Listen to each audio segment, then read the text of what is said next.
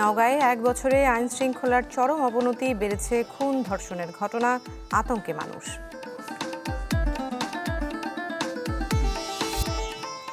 বন্যা এড়াতে খোলা হলো কাপ্তাই হ্রদের 16টি গেট, জোয়ারের পানিতে প্লাবিত ভোলা ও নোয়াখালীর নিম্নাঞ্চল।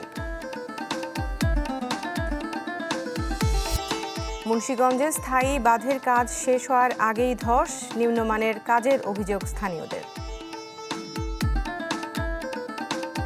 যে পাথর বিছাইছে তাড়াতাড়ি পাথর বিছাইয়ে গেছে ঈদের আগে। সরকার টাকা দেয় ঠিক, কিংবা তারা অর্ধেক খেয়ালায় বারোয়ানি খেয়ালা চেনে দিয়ে কোনো মতন লেপি ছেপি দিয়া বুঝাই দিয়া যায়।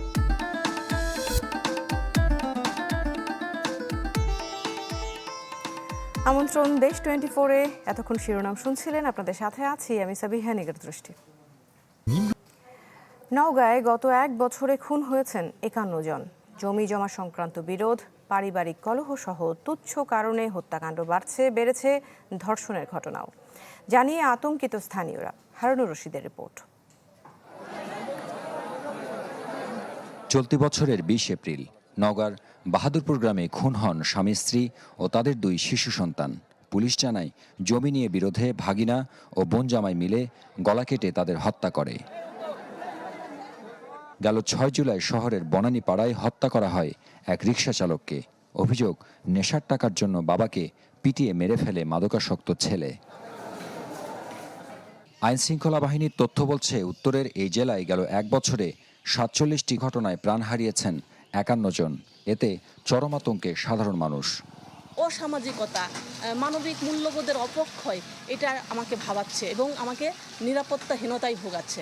অবিলম্বে এই খুন, ধর্ষণ এবং মাদকদ্রব্য এগুলো নির্মূলের জন্য যথাযথ পদক্ষেপ নিতে হবে। শুধু হত্যা নয়, বদলগাছি, সাপাহার ও পোরশায় বেড়েছে ধর্ষণের ঘটনাও। 1 বছরে সেই সংখ্যা 76টি।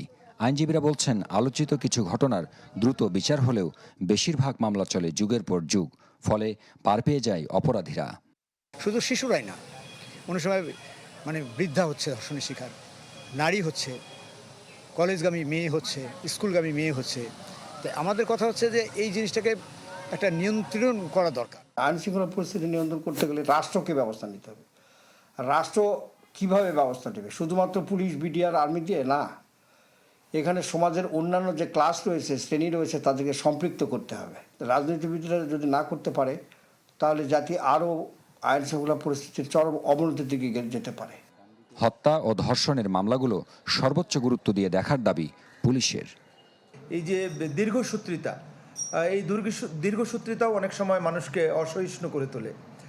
তা জেলা পুলিশ সর্বাত্মকভাবে চেষ্টা করছে যে জমি নিয়েও যাতে কোথাও যেন কনফ্লিক্ট না হয় এবং মারামারি না হয়, সেটা প্রতিরোধে। নওগাঁয় গেল 1 বছরে হত্যা ও ধর্ষণের মামলা হয়েছে 123টি, বিপরীতে গ্রেপ্তার হয়েছে 170 আসামি। হারুন ও রশিদ চৌধুরী, চ্যানেল 24, নওগাঁ। কুষ্টিয়ার খোকসায় আধিপত্য বিস্তারের দ্বন্দ্বে 2 জনকে কুপিয়ে হত্যা করা হয়েছে, আহত হয়েছেন আরও 1 জন। এই ঘটনায় 2 জনকে গ্রেফতার করেছে পুলিশ। গেল রাত 1টার দিকে খোকসার ওসমানপুরে এই ঘটনা ঘটে। পুলিশ জানায়, স্থানীয় সামিরুল গ্রুপের কয়েকজন অস্ত্রধারী সন্ত্রাসী দেবীনগরের কয়েকজনের ওপর অতর্কিত হামলা চালায়। ধারালো অস্ত্রের আঘাতে মারাত্মক আহত হয় 3 জন। তাদের উদ্ধার করে হাসপাতালে নেওয়া হলে মারুফ ও আব্দুল শেখ নামে 2 জনের মৃত্যু হয়, আহত আরেকজনের চিকিৎসা চলছে।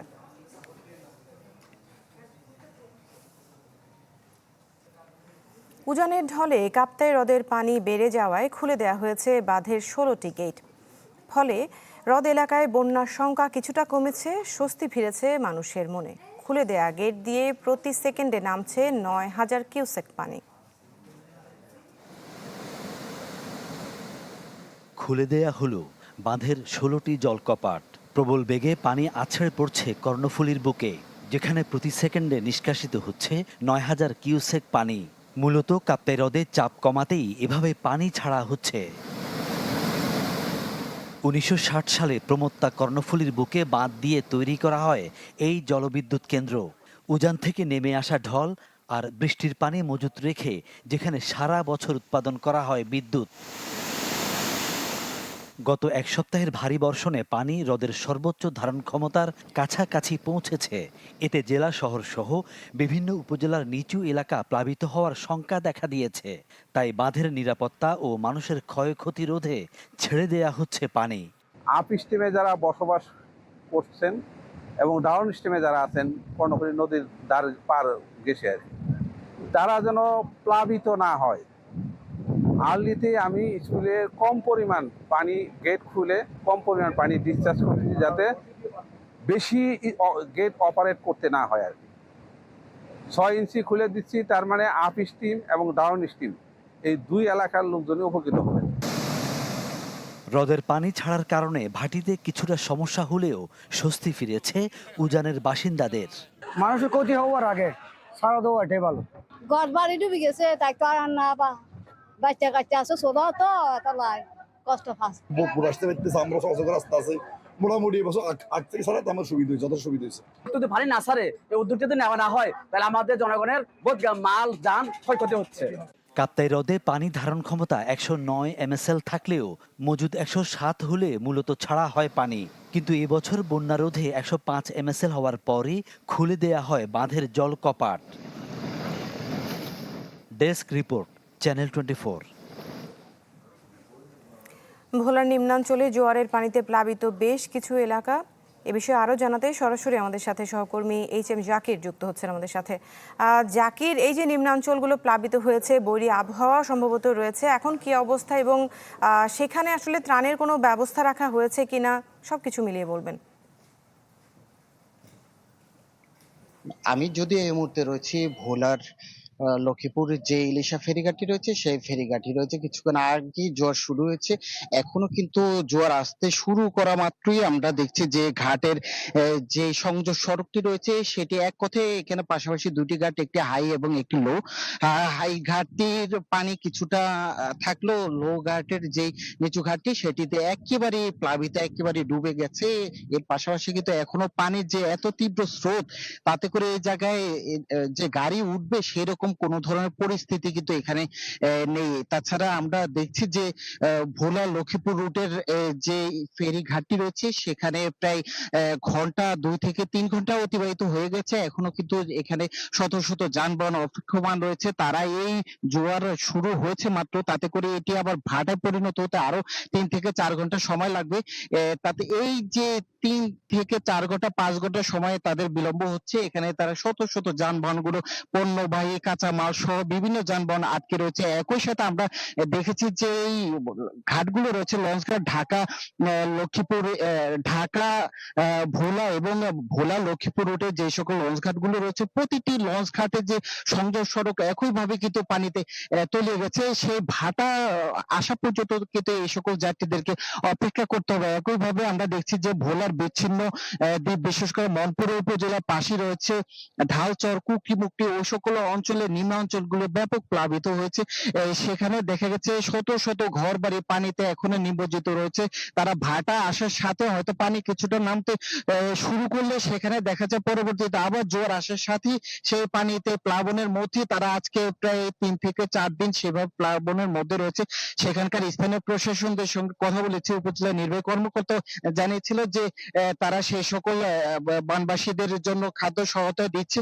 একই সাথে যে সকল মানুষ ক্ষতিগ্রস্তের মধ্যে পড়েছে তাদেরকে কিন্তু সেভাবে ক্ষতি তালিকা নিরূপণ করে তাদের জন্য সাহায্য সহযোগিতা দেওয়া হবে। একইভাবে WTC বলছে যে এই ভাটা আর জোয়ারের যে পানি প্লাবনের বিষয়টা হয়তো আরো 2-1 দিন থাকতে পারে, তাতে করে যে আমাবস্যা কেটে গেলে সেখানে আবার নদীর পানি স্বাভাবিক অবস্থায় ফিরে আসবে।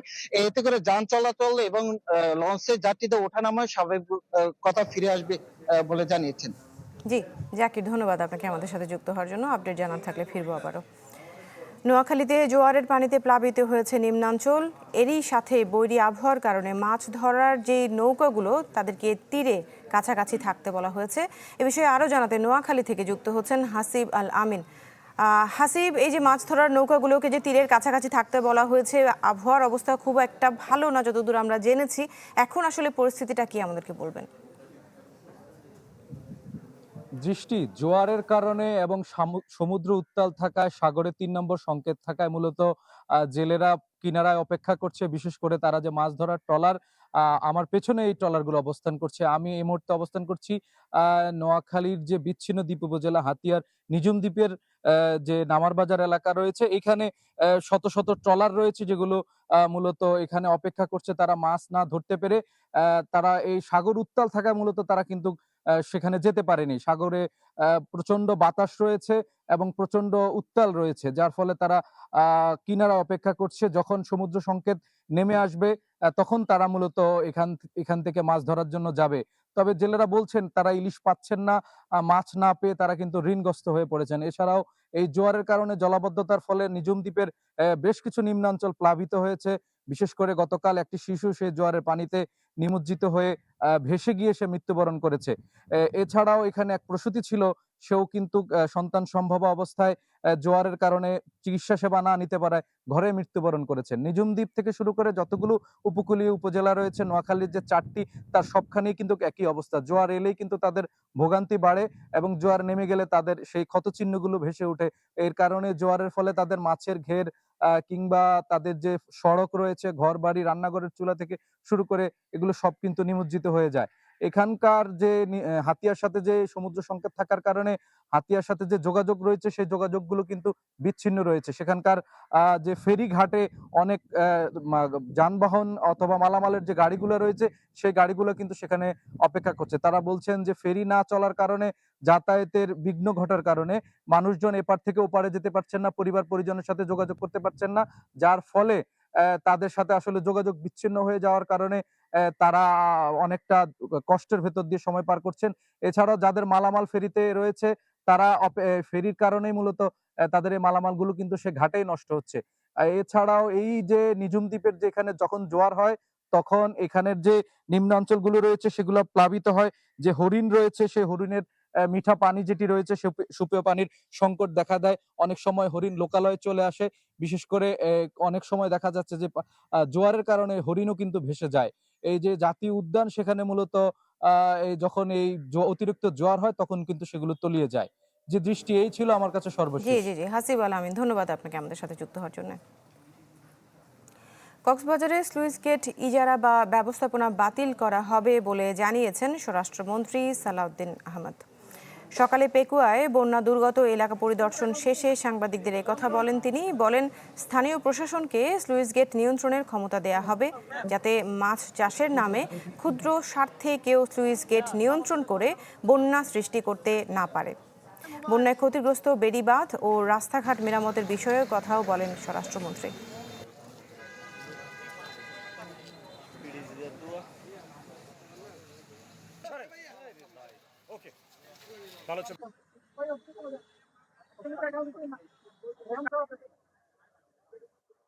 স্থানীয় প্রধান নির্বাহী কর্মকর্তার নেতৃত্বে স্থানীয় চেয়ারম্যান মেম্বাররা তারা সমন্বিতভাবে সেই স্লুইস গেট ব্যবস্থাপনা করবে, যাতে আগের যে ম্যানেজমেন্ট কমিটি বা লিজ প্রথা এগুলো যেন বন্ধ হয়। কারণ তার মাধ্যমে এই স্লুইস গেটগুলো আসলে অপব্যবহার আছে। তারা হয়তো কয়েকজন মানুষ নিজেদের ক্ষুদ্র স্বার্থে মাছ ধরার স্বার্থে ভেতরে পানি বেরোতে দেন অথবা লবণাক্ত পানি রেখায়, এই অনাচারটা বন্ধ করার জন্য নির্দেশনা দেওয়া হয়।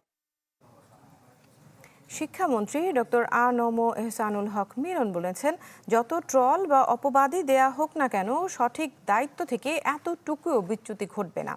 নওগাঁয় এক অনুষ্ঠানে মন্ত্রী আরও বলেছেন, কিছু পিএইচডিধারী উদ্দেশ্যমূলক সমালোচনা করছে, তাদের পিএইচডিও খতিয়ে দেখা হবে। আমরা এসছি এই জাতিকে সুশিক্ষিত করার দায়িত্ব পেয়েছি। যে যত ট্রলিং করেন না কেন, যে যত অপবাদই করেন না কেন, আমাদের সঠিক দায়িত্ব থেকে আপনারা বিচ্যুত করতে পারবেন না। আমি আজকালকার দিনে দেখতে পাচ্ছি অনেক গুণীজনে এমন সব মন্তব্য করেন বিভ্রান্তকর, মাঝে মাঝে ভাবতে ইচ্ছে হয় যে আসলে বাংলাদেশে এত বেশি পিএইচডি হয়েছে, সেই পিএইচডি গুলো আমাদের খতিয়ে দেখতে হবে।